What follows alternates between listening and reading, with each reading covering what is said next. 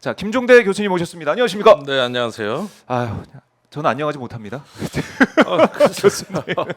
시청자분들 마찬가지예요. 제가 안녕하십니까 해놓고서도 좀 민망하네요. 어떻게 이런 일이 있을 수가 있습니까? 대법원의 어제 판단 어떻게 보셨어요? 장강의 강물이 유유하게 흘러가다가 한번 폭포를 만난 거야. 폭포를 만났다. 한번 급격하게 그 솟구치고 떨어지는. 네. 그렇다고 바다로 안 가냐? 가끔 가다가 굽이 칠 수도 있고 떨어질 수도 있고 그렇지만 강물은 멈추지 않는다. 강물을 멈추지. 이런 어떤 사연으로 보셔야 됩니다. 네. 사실은 이게 자칫하면은 이제 법 트라우마에 우리가 야 저러면 1심 다르고 2심 다르고 상고심 이게 다르고 뭡니까? 아니 9일 만에 내린 판단. 이래가지고 되면은 일반인들이 보기에는 네. 야 나도 어떨 때는 저기 뭐냐 내가 결백해도 판사 잘못 만나고 저기 뭐냐 변호사 제대로 못 쓰면은 네. 얼마든지 파멸할 수 있겠구나 이런 트라우마를 자꾸 주니까 아니 고등법원에서 판결을 했으면 네. 그게 법리나 봐서 그냥 확정하면 되지 다시 사실관계까지 뒤집어서 그러니까요.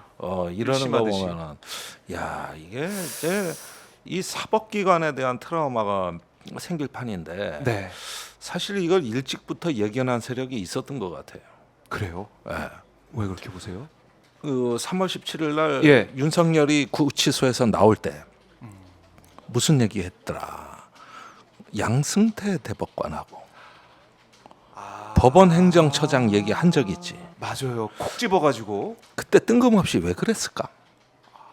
그 다음에 계엄 때 수거 대상에 누가 들어가 있어요? 김명수 전 대법원장 들어가 있었지. 맞아요. 예. 맞아요. 맞아요. 그거 연결시켜서 보라니까. 이런 이게 일종의 미세한 신호인데 네. 우리가 헌재에서 윤석열 선고 전에도 이런 말이 나돌고 있었어. 특히 국민의힘이나 어디 이런 일때 헌재가 윤석열 죽이고 네. 대법원이 이재명 죽인다.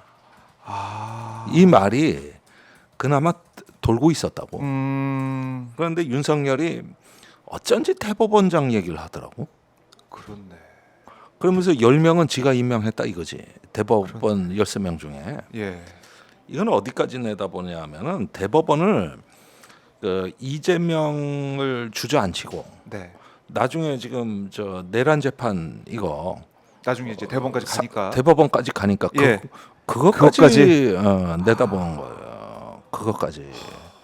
그래서 반전은 있다. 이것까지 내다본 술수였어. 지금 와서 보니까. 지금 와서 보니 예. 왜 양승태 이름을 언급했을까? 콕 집어서. 그랬는데 난 대법관도 웃기는 게 예. 조희대 지금 대법관. 대법원장 대법원장도 웃기는 네. 게 저 대법원의 권위는 누가 살려줬냐? 그 윤석열이 대법원을 갖고 놀라 그러는데 헌법재판소 선고문에서 네. 그 4월 4일 선고문에 이유 부분 있잖아. 거기 5번째가 뭐냐면 네. 법관의 위치 확인입니다. 그래서 사법부의 어떤 독립을 침해하고 법관에게 위협을 가했다. 네. 이러면서 대법원을 네가 뭔데 건드렸냐? 이게 윤석열 탄핵 사유에 들어가 있어요. 그렇네요. 그래가지고 자, 국민의힘이 지금 한덕수 전 총리가 출마 선언 함께 그래? 보고 오시죠. 하는구나. 제21대 대한민국 대통령 선거 출마를 국민 여러분께 말씀드리고자 이 자리에 섰습니다. 지금 세계는 통상 질서가 급변하고 국제 질서가 요동치고 있습니다. 어떤 나라도 앞날을 예측하기 어려운 대변혁의 시기입니다. 이에 더하여 우리나라는 국내적으로 큰 혼란에 빠져 있습니다. 갈등과 분열이 공동체의 기반을 흔들고 있습니다. 나라와 국민의 미래가 아니라 개인과 진영의 이익을 쫓는 정치 싸움이 위험 수준에 도달하였습니다. 정치가 바뀌지 않으면 민생도 경제도 외교도 개혁도 안 됩니다. 우리가 애써 일으켜 세운 나라가 무책임한 정쟁으로 발밑부터 무너지도록 방치해서는 안 됩니다. 저는 자랑스러운 대한민국 국민의 공복으로 경제 발전의 최일선에서 일생을 살았습니다.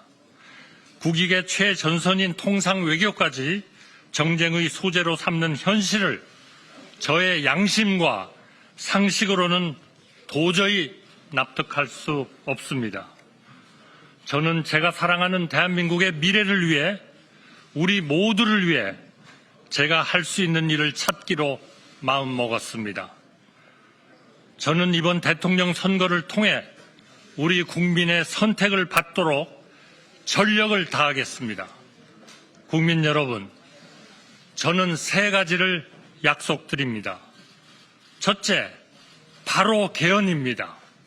임기 첫날 대통령 직속 개헌 지원 기구를 만들어 개헌 성공에 총력을 기울이겠습니다. 취임 첫 해에 개헌안을 마련하고 2년 차에 개헌을 완료하고 3년 차에 새로운 헌법에 따라 총선과 대선을 실시한 뒤 곧바로 직을 내려놓겠습니다.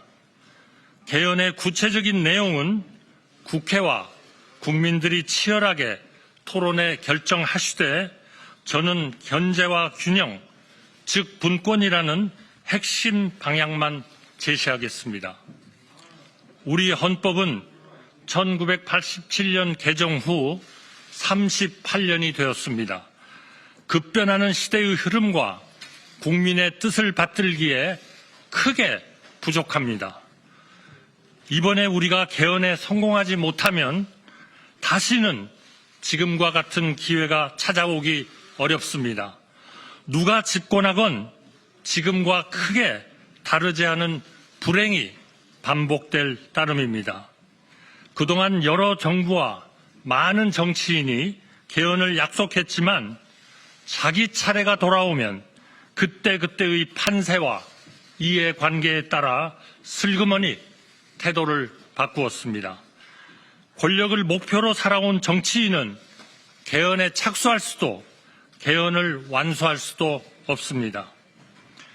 공직 외길을 걸어온 제가 신속한 개헌으로 우리 헌정 질서를 새로운 반석 위에 올려놓겠습니다. 대통령과 국회가 견제와 균형 속에 힘을 나누어 갖는 것, 정치의 사법화와 사법의 정치화가 다 같이 사라지게 만드는 것, 협치가 제도화되고 행정이 효율화되어 우리 정치와 우리 정부가 진정으로 국리민복에 이바지하는 것, 이것이 제가 생각하는 올바른 개헌이고 우리가 추구해야 할 핵심 목표이자 방향입니다. 저는 국무총리 재임 중 거의 매일 언론인과 정치인, 기업인과 전문가, 그 밖에 수없이 많은 각계각층 인사를 만나 서로 다른 의견에 귀 기울였습니다.